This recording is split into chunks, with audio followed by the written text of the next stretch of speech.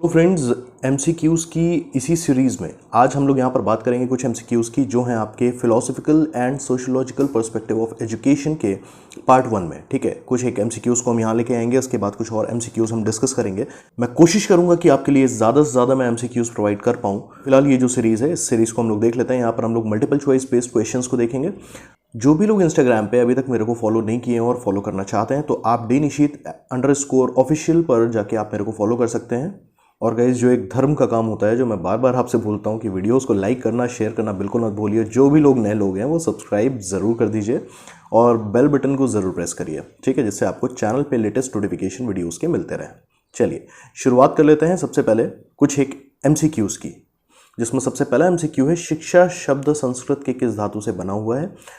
तो शिक्षा को हम लोग डिस्कस भी कर चुके हैं फिलॉसफी के, जब मैंने वीडियोस आप लोग के साथ डिस्कस किए थे वहाँ मैंने आपको बताया था शिक्ष धातु से बना है। ठीक है, दूसरा आ जाता है शिक्षा का प्रमुख उद्देश्य क्या है। मानसिक विकास, शारीरिक विकास, सांवेगिक विकास या सर्वांगीण विकास। तो ऑब्वियसली शिक्षा का जो उद्देश्य है, प्रमुख उद्देश्य है, सर्वांगीण विकास, हर पक्ष का विकास करना है। ठीक है, नेक्स्ट आ जाइए तीसरे एमसीक्यू पे।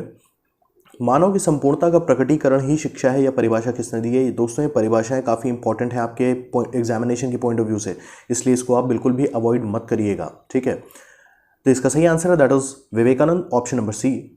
नेक्स्ट आ जाता है हमारे पास शिक्षा एक द्विमुखी प्रक्रिया है, ये किसने कहा है। देखिए, education is a bipolar process और ट्राइपोलर प्रोसेस, ये दोनों ही चीज़ें हम लोगों ने डिस्कस करी हैं।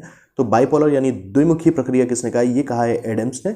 और यहीं पर अगर बात करते हैं तो जॉन डेवी ने क्या माना है, जॉन डेवी ने माना है कि ये एक ट्राइपोलर प्रोसेस है, यानी त्रिध्रुवीय प्रक्रिया है। ठीक है, चलिए इसी के साथ नेक्स्ट आ जाता है हमारा 6 नंबर।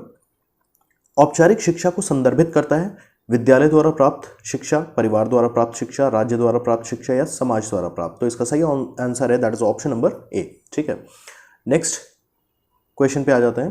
दैट इज सामान्यतः शिक्षा को विभाजित किया जाता है 2 भागों में, 6 भागों में, 4 भागों में, 5 भागों में। तो इसका सही आंसर है दैट इज 2 भागों में। ठीक है, नेक्स्ट आ जाता है हमारे पास परिवार शिक्षा का किस प्रकार का साधन है। तो परिवार है तो ऑब्वियसली अनौपचारिक शिक्षा ही यहाँ पर मिलती है बच्चे को, यानी इनफॉर्मल एजुकेशन। तो इसके लिए सही आंसर हो जाएगा that is option number B. 9th question है दैट इज शिक्षा का औपचारिक अभिकरण बताइए। तो औपचारिक अभिकरण की अगर बात करनी है कि औपचारिक शिक्षा कहाँ पर प्राप्त होती है बच्चे को, तो वो है विद्यालय। ठीक है, नेक्स्ट आ जाता है मुक्त विश्वविद्यालय की संकल्पना किसके द्वारा प्रस्तुत की गई थी। तो ये ध्यान रखिएगा, मुक्त विश्वविद्यालय यानी जो ओपन यूनिवर्सिटीज़ होती हैं, ये प्रस्तुत की गई थी हेराल्ड विल्सन के द्वारा। ठीक है, नेक्स्ट आ जाता है हमारा दैट इज दूरवर्ती शिक्षा को अन्य किस नाम से जाना जाता है। दूरवर्ती यानी डिस्टेंस एजुकेशन की जो बात कर रहे हैं। तो बाह्य अध्ययन, स्वतंत्र अध्ययन, परिसर से बाहर अध्ययन, उपर्युक्त सभी। तो उपर्युक्त सभी, ये सारी ही चीज़ें, बाह्य अध्ययन भी होता है, स्वतंत्र भी होते हैं पढ़ने के लिए, और परिसर से बाहर किसी कैंपस की हमें ज़रूरत नहीं होती है। ठीक है, तो उपर्युक्त सभी इसका सही आंसर होगा। नेक्स्ट है प्रिंट मीडिया के प्रमुख साधन है समाचार पत्र, टेलीविजन, रेडियो, न्यूज़ चैनल। तो टेलीविजन, रेडियो, न्यूज़ चैनल तो नहीं होंगे, ठीक है, क्योंकि ये प्रिंट मीडिया नहीं है। प्रिंट मतलब जहाँ पर कुछ चीज़ें, कोई इन्फॉर्मेशन लिख के या छप के आती है, तो दैट इज न्यूज़पेपर यानी समाचार पत्र। ठीक है, नेक्स्ट आ जाता है हमारा भारत में सर्वप्रथम मुक्त विश्वविद्यालय कहाँ स्थापित किया गया। तो सबसे पहला जो मुक्त विश्वविद्यालय कहाँ स्थापित किया, दैट इज दिल्ली में। ठीक है, नेक्स्ट है राष्ट्रीय एकता दिवस कब मनाया जाता है। ये एक थोड़ा इंपॉर्टेंट पॉइंट बन जाता है, इसलिए इसको ध्यान से देखिएगा। कब मनाया जाता है, ये मनाया जाता है 31 अक्टूबर को। ठीक, जो कि मनाया जाता है सरदार वल्लभ भाई पटेल के जन्मदिन के उपलक्ष्य में।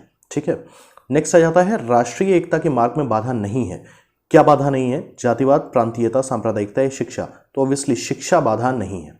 ठीक, नेक्स्ट आ जाता है हमारा 16 नंबर क्वेश्चन दैट इज भारतीय राष्ट्रीय एकता परिषद का अध्यक्ष होता है, कौन होता है, प्रधानमंत्री, राष्ट्रपति, उपराष्ट्रपति, गृह मंत्री। तो ऑब्वियसली प्रधानमंत्री इसका अध्यक्ष होता है। राष्ट्रीय एकता दिवस की शुरुआत कब से हुई है। तो शुरुआत हुई है 2014 से।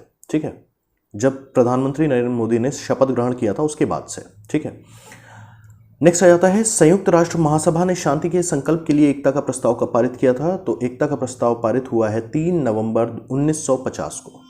नेक्स्ट क्वेश्चन हमारे सामने है दैट इज 19 नंबर। राष्ट्रीय एकता परिषद का गठन कब हुआ। तो गठन हुआ है 1961 में।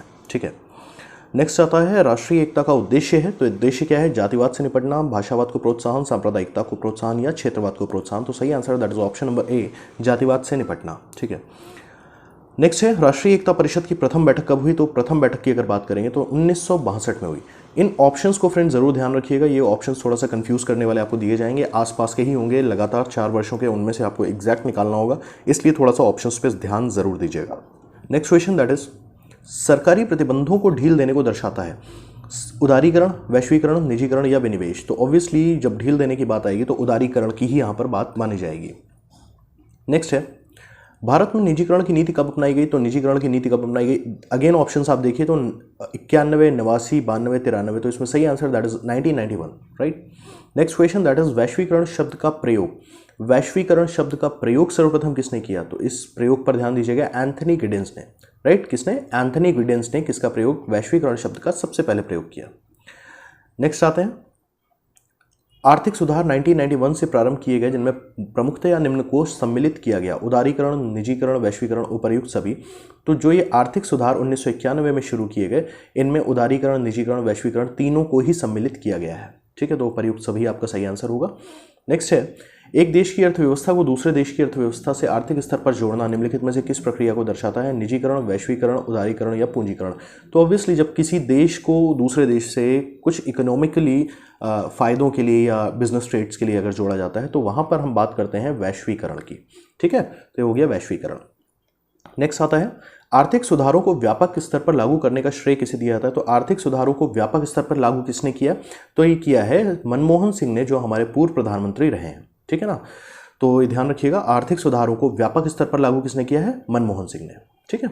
नेक्स्ट आता है वर्तमान में सार्वजनिक क्षेत्र के आरक्षित उद्योग कितने हैं, तो वर्तमान में आरक्षित उद्योग जो है सार्वजनिक क्षेत्र के वो है नंबर 2, ठीक है। नेक्स्ट आता है 29 नंबर सेवाओं का सार्वजनिक क्षेत्र से निजी क्षेत्र की ओर हस्तांतरण। तो पब्लिक सेक्टर से अगर प्राइवेट सेक्टर की ओर जा रहे हैं तो ऑब्वियसली ये प्राइवेटाइजेशन, इसमें तो कुछ सोचना ही नहीं है, तो इसका सही आंसर होगा दैट इज निजीकरण यानी privatisation, that is option number B.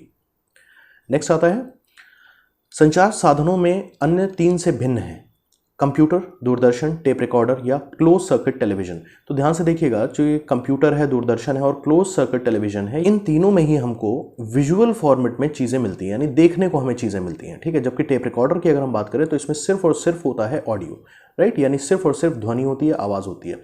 तो that is why tape recorder यहाँ पर इन तीनों से भिन्न हो जाएगा, ठीक है। बाकी इसके बाद फ्रेंड्स फिर से वही धर्म का काम, like the video, share the video, subscribe this channel and press the bell icon for upcoming videos notification, right. जिन लोगों ने भी इंस्टा पे फॉलो नहीं किया और इंस्टा पे फॉलो करना चाह रहे हैं तो आपको मैं अपनी आईडी दे चुका हूं और मैं कोशिश करूंगा डिस्क्रिप्शन में भी आपको लिंक दे दूंगा, आप डिस्क्रिप्शन में सीधे आप जाके इंस्टाग्राम पे मेरे को फॉलो कर सकते हैं।